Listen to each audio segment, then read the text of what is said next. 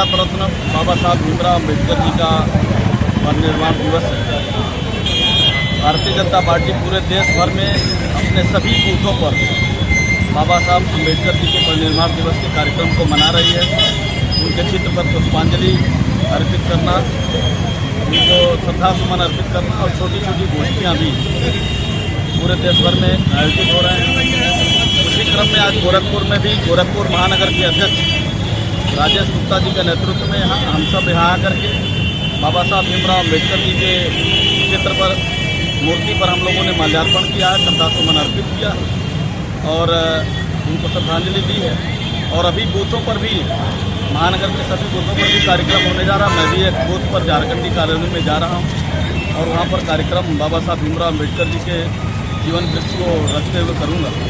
सचमुच देश के लिए बाबा साहब भीमराव अम्बेडकर जी का एक बड़ा योगदान है, जिन्होंने संविधान में सभी लोगों को जो स्थान दिया है वो अकल्पनीय।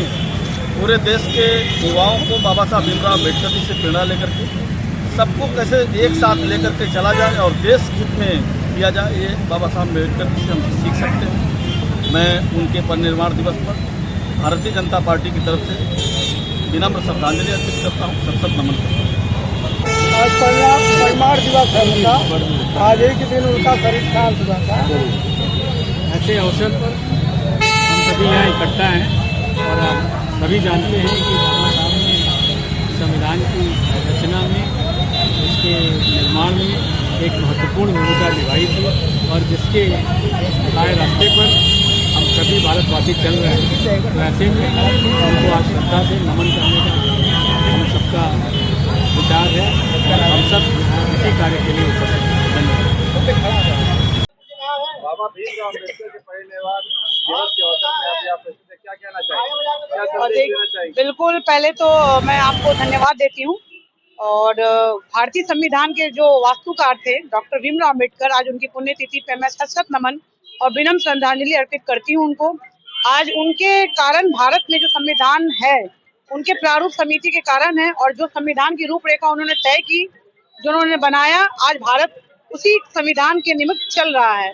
और इसी निमित्त मैं पूरे देशवासियों को हार्दिक बधाई, शुभकामनाएं दूंगी और भारतीय वास्तुकार, संविधान वास्तुकार बाबा भीमराव अम्बेडकर को एक बार पुनः श्रद्धांजलि देते हुए अपनी श्रद्धा उन पे प्रेषित करती हूँ। धन्यवाद।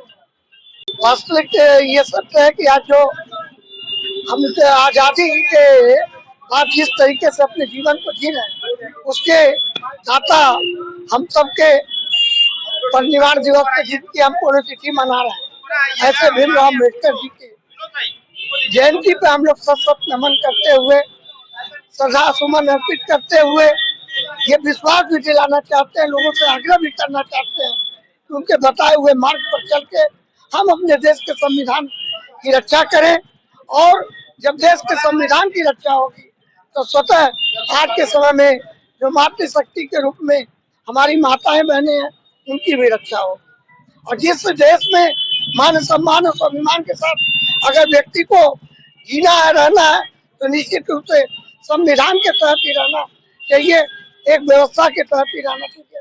मैं पुनः अपनी श्रद्धा सुमन अर्पित करते हुए सशक्त नमन करता हूँ और सबको धन्यवाद देता हूँ कि वास्तविक रूप से आप लोग प्रकाश की तरह हम लोग